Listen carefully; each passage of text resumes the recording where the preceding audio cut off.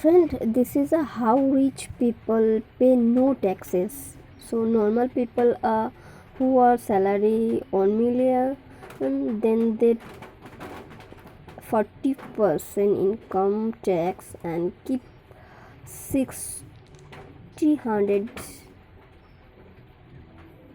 thousands, and less tax who is 1 million worth of company stock, then sell stocks.